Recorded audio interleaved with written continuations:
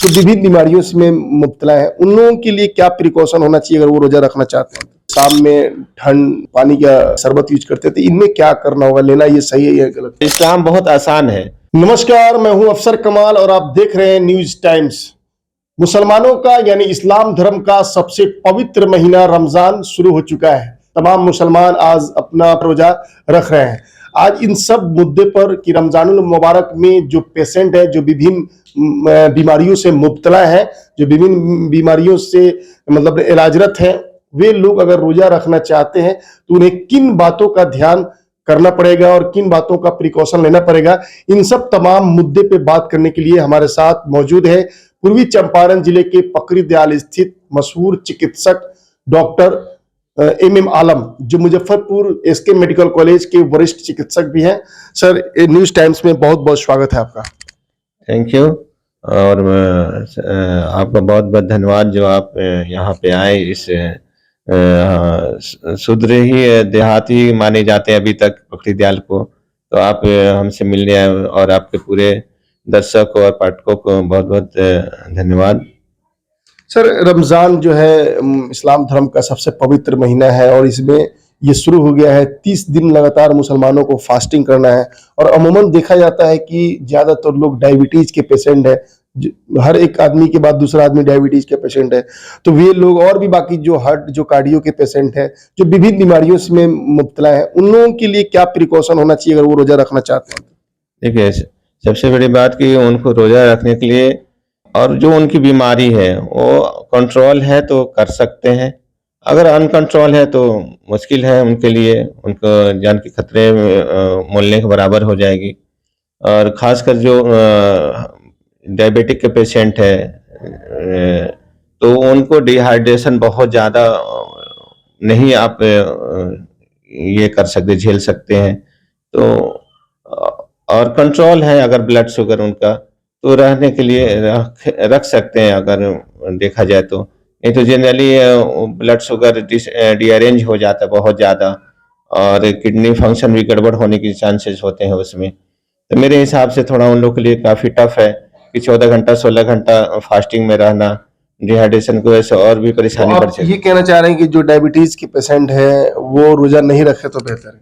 हाँ, अगर कंट्रोल है तब तो रख सकते हैं, अगर कंट्रोल नहीं है तो मेरे हिसाब से नहीं रहना चाहिए। सर, एक जो कार्डियो के पेशेंट है, जो बाकी है, अभी जिसे आपको अभी 13 घंटे का लगभग फास्टिंग है और मौसम भी है जो अभी गर्मी है और इसमें लोग अमूमन जो है शाम में ठंड पानी का यूज करते हैं, शरबत यूज करते हैं, तो इनमें क्या करना होगा, लेना ये सही है या गलत?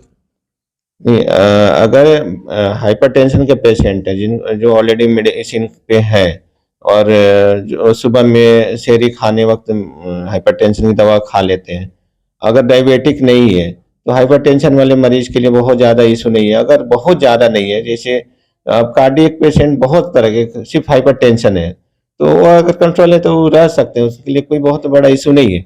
अब वही CAD कोरोनरी आर्टरी डिजीज है मान लीजिए, तो उनके लिए तो दिक्कत है ना, वो डिहाइड्रेशन में होगा और भी सारी परेशानी होगा, बहुत ज़्यादा देर वो फास्टिंग नहीं रह सकते हैं, उनको ऑलरेडी पहले से ही ऑक्सीजन की डिफिशियंसी होने लगती है तो और भी परेशानी बढ़ेगी। तो मेरे हिसाब से उन लोग के लिए तो बहुत मुश्किल हो जाएगा उस तरह का 16 घंटा का 13 घंटा का फास्टिंग रहना।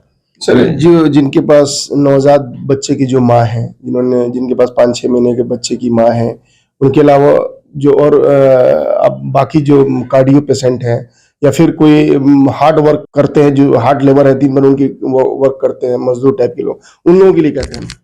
देखिए, इस्लाम जो है ना बहुत सुलझा हुआ एक धर्म है और इसमें बहुत चीज़ आसान किया गया है, इंसान के ही ऊपर छोड़ दिया गया है।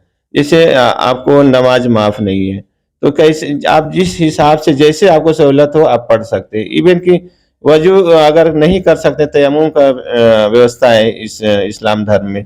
तो इस्लाम बहुत आसान है। बहुत लोग उस चीज़ को बहुत टफ बना देते हैं। अगर मान लीजिए मेरे पास छोटे बच्चे हैं, किसी माँ के हैं जो कि बच्चे को ब्रेस्ट फीडिंग दूध पिलाती है। अगर उनका लग रहा है कि हमारा हीमोग्लोबिन ठीक है और बच्चे को हम फीडिंग करा सकते हैं, तो आप रह सकते हैं। वो तो अपने खुद आप जज कर सकते हैं कि हम इस लायक हैं कि नहीं है। अगर नहीं है तो नहीं रहना है। अब कार्डियक पेशेंट है, उनको लगता है कि हमारी सेहत अच्छी नहीं है। बहुत ऐसे लोग हैं कि सब कुछ है लेकिन फिर भी रोजा नहीं रहते हैं। तो ये तो थोड़ा खुद को भी जज करना पड़ेगा अपने आप से। अच्छा, अभी तो मार्च का महीना चल रहा है, अभी हल्की हल्की ठंडी का मौसम है। अब जो अगले महीने में जो रोजा पड़ेगा अप्रैल में, आखिरी जो 10 दिन होगा वो बहुत ही तपिश वाली धूप और गर्मी होगी, तो इन उसमें किन बातों का ख्याल रखा जाए जो रोजेदार है? अपने आप को धूप की शिद्दत से बचाएं, और जो काम का थोड़ा सा रूटीन है उसको थोड़ा चेंज करना पड़ेगा।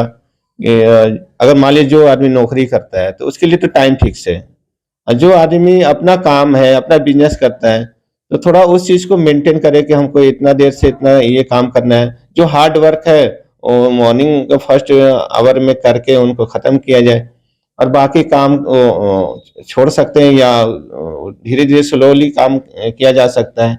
अपने आप को डिहाइड्रेट होने से बचाना है, बाकी सब इंशाल्लाह ठीक ही रहता है। अक्सर जिन लोगों को एसिडिटी लेवल बहुत हाई है, जिनको एसिडिटी का प्रॉब्लम, गैस का बहुत ज़्यादा प्रॉब्लम है, तो वे लोग अगर फास्टिंग करते हैं तो और परेशानी बढ़ती है। तो उन लोगों वे लोग अगर रोज़ा रखते हैं तो उन लोगों के साथ इन सारी परेशानी, बहुत सारी परेशानियों का सामना करना पड़ सकता है। तो उन लोगों के लिए क्या सजेशन है आपके? उसमें तो मेरे हिसाब से उन लोग के लिए थोड़ा बहुत टफ हो जाता है। बहुत ऐसे मरीज हैं कि आते हैं तो खाली पेट होने से और ज़्यादा उनको तकलीफ होती है, इवन कि नौजिया, वोमिटिंग होने, तो ऐसे भी उल्टी होने से रोज़ा टूट जाता है। तो मेरे हिसाब से एक जैसे सेहरी खाते वक़्त एक पीपीआई कोई गैस की दवाई खा ले, और उसको देखें कि उनसे हो पाता है कि नहीं। अगर नहीं हो पाता है तो मुश्किल कैसे रहेंगे वो? उनको तो और परेशानी होती है, उल्टी हो जाएगी तो ऐसे ऑटोमेटिक ही रोज़ा टूट जाएँगे। तो ऐसे लोगों के लिए है कि सेहत अलाउ करता है, अगर लग रहा है कि हम रह सकते हैं, रहें, नहीं तो छोड़ना ही पड़ेगा। न्यूज़ टाइम के साथ बात करने के लिए सर बहुत-बहुत शुक्रिया आपका। ये थे हमारे साथ डॉक्टर एमएम आलम, जो रमज़ान से रिलेटेड जो रोज़ेदार हैं, जो डायबिटीज़, कार्डियो और भी बहुत सारी बीमारियों के जो पेशेंट हैं, उनके लिए टिप्स दे रहे थे कि किन इन हालात में अगर रोज़ा रखना है, तो किन बातों का प्रिकॉशन लेना होगा और ध्यान रखना होगा। तब तक के लिए नमस्कार।